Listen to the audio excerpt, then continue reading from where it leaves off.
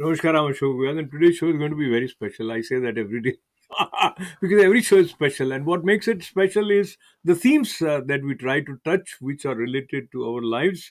And today we are talking about you from the cyber point of view. Cyber world has become an important, integral part of our lives, whether it is related to our relationship with another human beings, or we are talking about relationship with money, or we are talking about international relations among nations.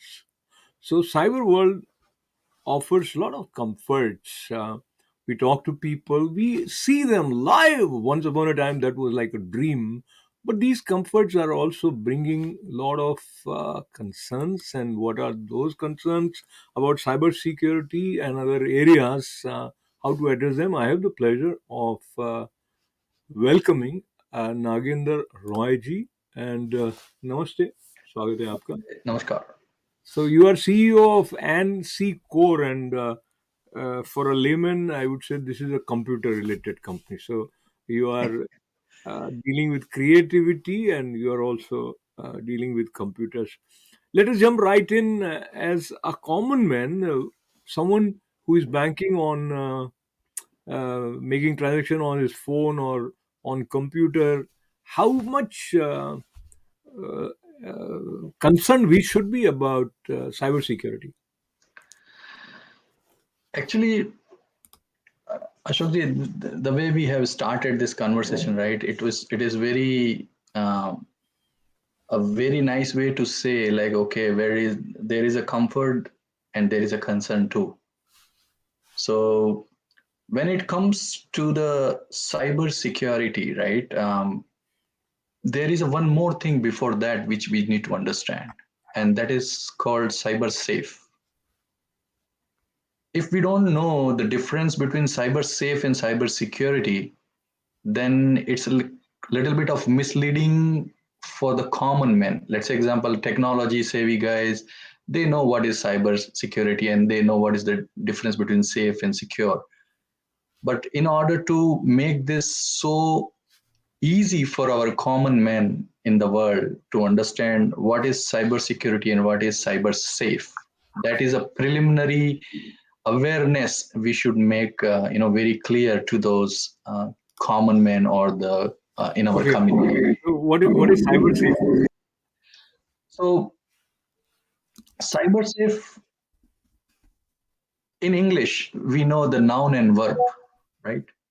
So cyber safe is a noun and cyber security is a verb. But what happens is we talk about this interchangeably, using them as a adjective. So for a common man, I would say four things we need to follow or they need to know. First of Mm-hmm. all, Mm-hmm. first of all is the what is the software update if they are using any electronic or technology gadget. Mm-hmm. They should think before the click. Okay, if I am going to click or I am going to hit that button, what is it? And third thing, which is we are very lethargic and kind of very lazy to understand as well as follow the best password policies. Because if we use the strong password policies, if we think before the click, and if we are updating our software on timely basis, which whatever gadget we are using, like iPhone or Windows or iMac or whatever, then on top of it, we have to basically start that turn on the multi-factor authentication. That is a kind of a very wall between the threat and the common man regular day-to-day life. So these four things, if we follow, we Oh, can say we are cyber safe.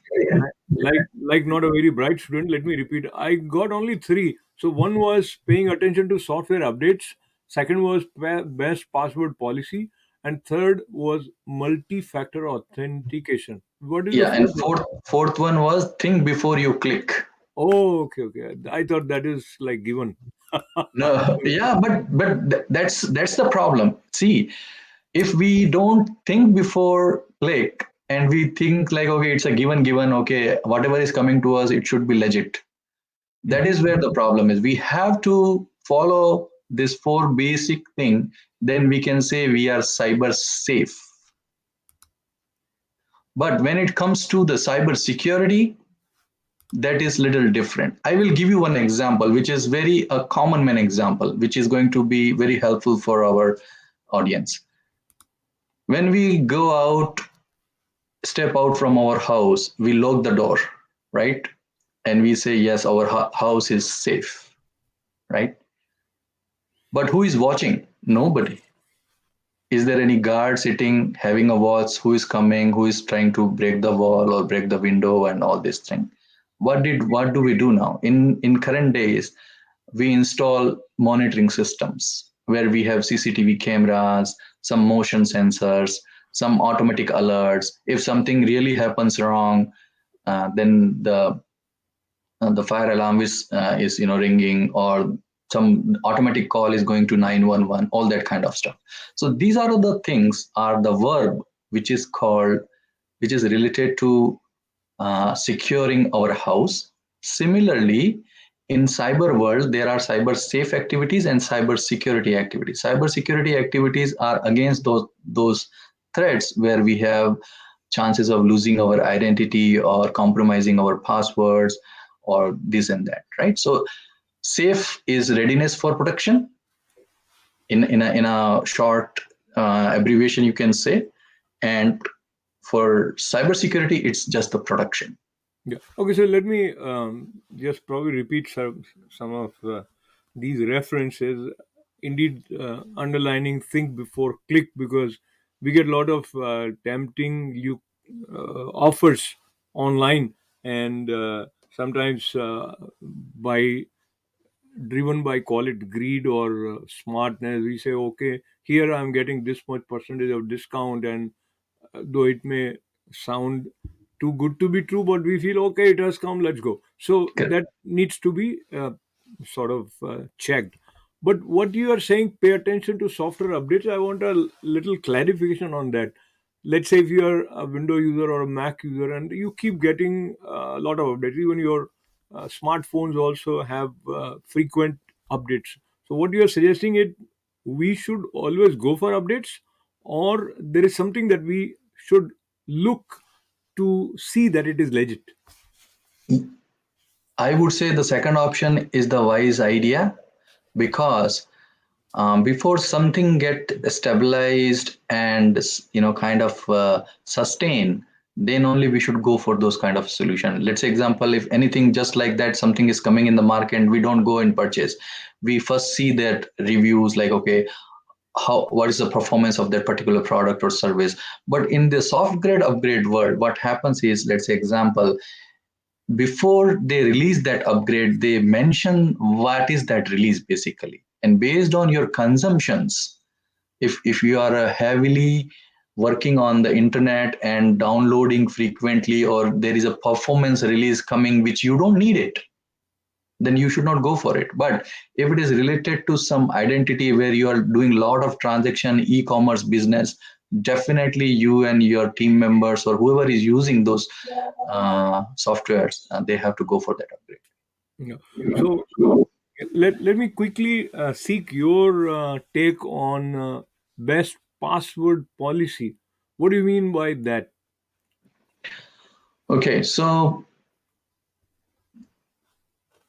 how many passwords you will have at this point of time in your wallet or in your vault? Maybe 50 or more than 50. Those are Okay, just the, so hang on. Many of our viewers may not know the meaning of the term vault or wallet. And let me be honest with you, sure. even I don't use vault. I make a note of my password in some diary, which is Yes, yes. physical diary. Yeah. So Uh, there is a physical vault for you, let's say example. Okay. okay. Now, these are like just the permutation and combination of some words which you can remember. But if you can only have the limited sources or understanding of keeping the password one combination, this that, that's it, Which is there, yes. which is Most of there, us. right? And which is very for us it's very difficult to have like 1,000 passwords in our head all the time, and it's very difficult to keep 1,000 password in physical writing as well.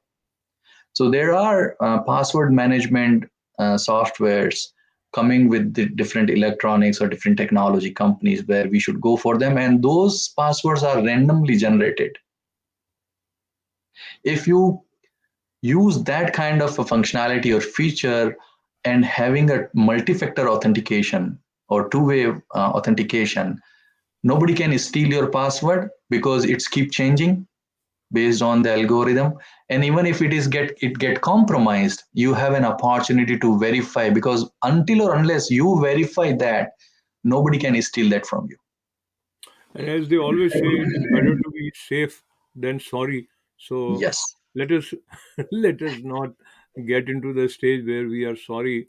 But there have been cases, Nagendraji, where they get some calls, whatever bank it is, and it's some important banks, and I'm talking about America here, uh, and they sound very legit the way they talk to you, and they Yes. give you some information about your relevant digits, or maybe your home address, or maybe some digits from your social security, and you end up divulging rest of the information. So it is a very slippery slope, because the person, the way they are communicating with you on phone, develops a sense of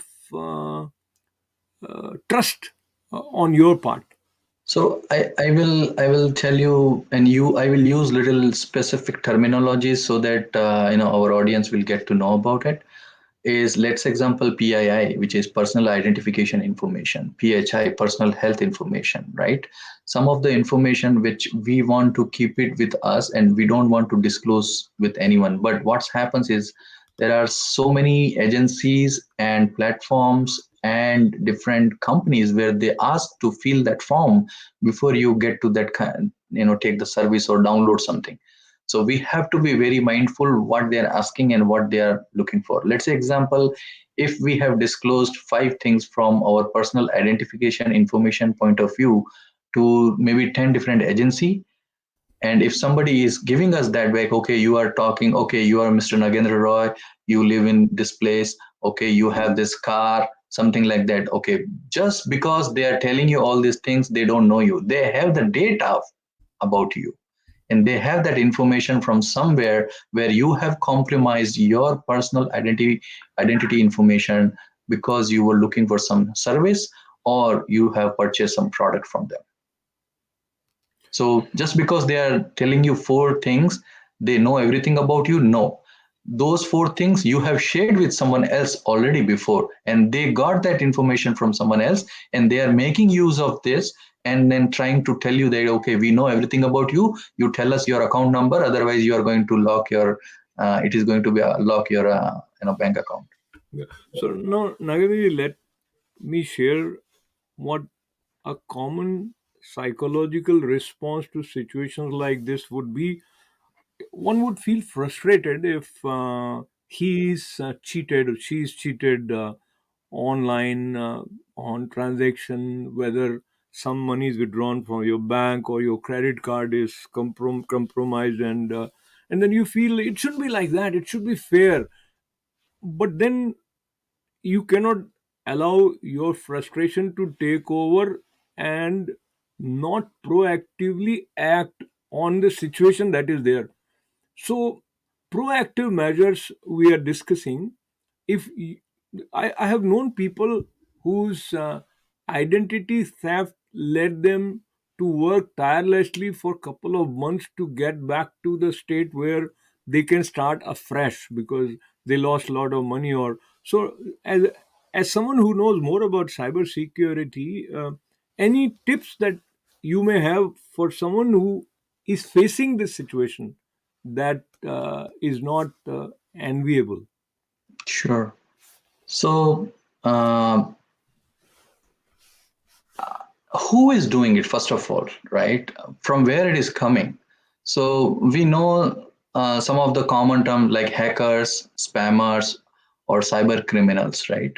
What they do, these people, they have certain specific information or data from some source of information, and they are trying to make use of it to penetrate your safe area and do some malfunctioning or phishing sometime, because they don't know 100% but they know some percentage of your information.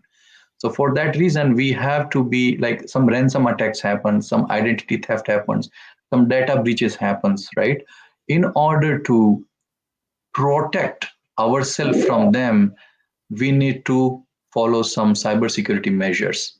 And it starts from those four things which we just spoke about, that having a cyber safety first. And then what we can do is, then we have some antivirus installed, so that we can, at the first place itself, it is getting eliminated. They will not able to reach out to you. That's the first step. Second thing, let's say example, if somebody is trying to fish based on the whatever information they have about you, then they are might be provoking, they might be giving you a kind of tempting situation where they will say, okay, if you log into this or click on this link and do this, you will get $100 Amazon with some card or Yeah. something like that. They will tell you that, right? So we have to be very mindful, is nothing is free in this world.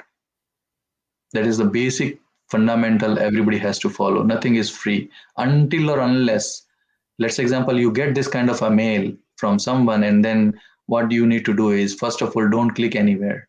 You have to verify that information whether it is coming from the legit agency or not. So then you have to call whoever is the your credit card owner or the bank, or even wherever you are taking those services. You have to, don't jump on it right away. Take your time, verify it, validate it, and nothing is free. That is the first thought you should have in your mind. Number two, nothing is 100% safe and secure in this world. We are living in such a dynamic environment where, after COVID, I can tell you, COVID was a fuel for this kind of, criminals to get anything anywhere in the world with the digital platforms. So what you just said is something which we don't want to hear, and you said that there are always potential threats, and everything is never safe. We don't Yes, want to buy that, but that is the way it is. It doesn't mean that we keep it on our head and always have the worries around us. Yet it is important that we are aware and we take proper measures. And switching gears and going from individual to collective concerns that we have, you use the word hackers, and there are some computer engineering students there, they organize hackathon. So when yes, first I heard hackathon, I was concerned, like my son is studying proper computer engineering, and why should they teach them hackathon? But then I realized that this is another way of making them smart. yes, I now take you to China, and there have been reports, and of course it must be happening in several countries, we are just using China as a reference point. So they have a huge body, or call them a cyber army like situation, where these people are trained to hack. And then you sometimes hear that in some important company here in America, their cyber security was compromised, or something like that happened in India, etc. It might be happening in China also, but I think, sure. uh, do you feel that all the countries are kind of developing their own systems, not just to prevent themselves, but also to be in a position to attack others? Um, I I would say both ways, Ashokji, because what happens is, this is a who is more smart than kind of a situation at this point of time. Um, our countries, Asian countries, they are having a lot of people, and a lot of resources, and from technology standpoint of view, we are advanced enough to do some innovation around that. But when we do some innovation, there are some ways where we can cheat that system, or we can the foolproofness of that system might be not proven in terms of having no gaps in between, right? So what happens is, um, having that ethical hacking courses in our middle school and high school and colleges, right? That hacking makes us so smart in terms of knowing what kind of threats can be there for our community, so that we can be aware of it. And that is kind of making everyone aware and sharing that knowledge, so that we can have a safer community in this dynamic world. That is another thing. But having said that, uh, I won't say like, okay, there are each and every country have that kind of a army to this, damage some of the policies, or do the data breaches or something like that, or do some hacking. It's there, but with the latest technology, because it's evolving, right? The artificial intelligence, now artificial intelligence is coming and doing the cybersecurity activities to help this area, so that we can avoid those incidents or accidents for bigger companies, individuals, or even nationwide. So uh, while we feel good about technology, and it makes us feel helpless at times, and we'll come back to the cyber uh, security from the point of view of nations. Let us go to the middle space where you have social media uh, having a lot of influencers also. Not only that, algorithm, the way it plays out during the season of elections in a country, may also potentially have some substantial impact on the outcome. So then your whole political process perhaps gets compromised. How do you see this possibility or this scenario? And I'm thankful to you. You are, talking about this topic, because we are talking today, but it's already been happening from maybe 5 10 years, from where I know.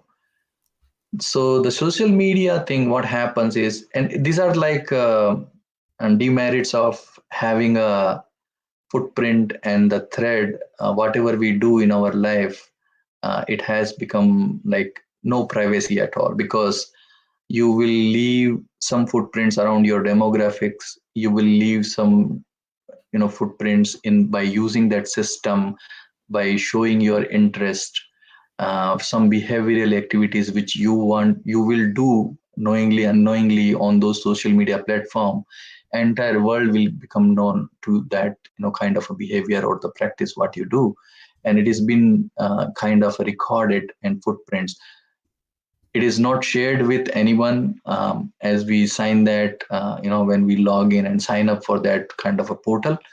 But ultimately it is getting compromised somewhere in some form or fashion, not directly maybe, but it is not like, okay, somebody is selling something to someone, but it is getting leaked or compromised with some other systems.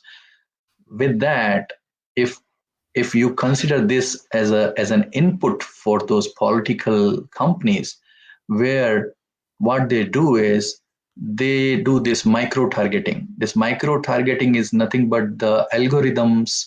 They have developed some algorithms so that they can reach out to those potential um, audience, or the citizens, or the kind of if, let's example, if that is happening in an organization, they can reach out to certain employees, saying that, okay, these guys need more training about this. And I'm thinking in the positive way, but there are negative ways too, because when it comes to the nationwide political situation, doing this micro targeting by developing algorithms, having the sort of a lot of social media politicizations of the social media space as well, because One social media platform will be always talking about, let's say example, one party versus another, then it is already politicized, right?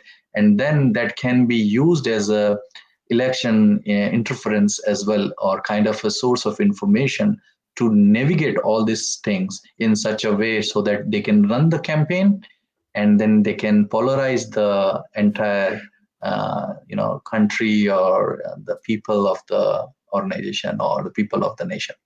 Yeah. In short, I want to keep it very short. It's a very big topic, I know. but it is there. Yeah, so what I realize is there are so many open-ended threads from the conversation that we are having. So sometimes you have during the peace uh, building process that you have white pigeons going in the sky. What we have done is we have opened those sort of pigeons which are related to concern. So let me come back and go towards the psychological and philosophical side of this whole conversation that we are having. But again, there is concern related to artificial intelligence creating human beings with additional psychological problems, because technology is proving to be smarter than human mind any day actually. Allow me to indulge in sharing that once upon a time, if you and me were playing Antakshari, then it is the memory game. Like I remember that song. Now you go to Google and I mean you beat me, beat me hands down. So how should we prepare ourselves to face the kind of the world that is waiting for us? Um, like I will be very honest, right? Today I have done one of the generative AI certification. I want to know how it works. So I went there, I took that course, and I realized, man, those days are gone where you need to remember anything and everything about whatever field you are in, whatever project you are in. With the help of artificial intelligence, and that to generative AI, for a common man, you simply type one thing, okay, I need to know about this thing. Fraction of seconds or minutes, you will get all the information on your fingertips, free of cost, without having a stress of remembering anything. But are we losing our the regular general human kind of brain or memory level? Yes, we are losing. So we are living in such a dynamic world where we cannot say I'm not going to keep up with this, and then I'm going to give my OTP to someone to take my all money from my account. We have to learn how to live in this world. Basically, if we are not technology savvy, but we should know and make our people so aware so that they will not get cheated from this. So So it's important. yeah, I appreciate that. And just in 30 seconds, I would say that we should make sure that we don't outsource our living. So we need to we need to live, and come what may, the way we feel, we experience, that is ours. And if we outsource that also to technology, then I think potentially that is suicidal, and we should not get there. You agree with me? I agree with you, and I will also tell you some of the things which because I left 30 it that seconds. in between. 30 seconds. Yes.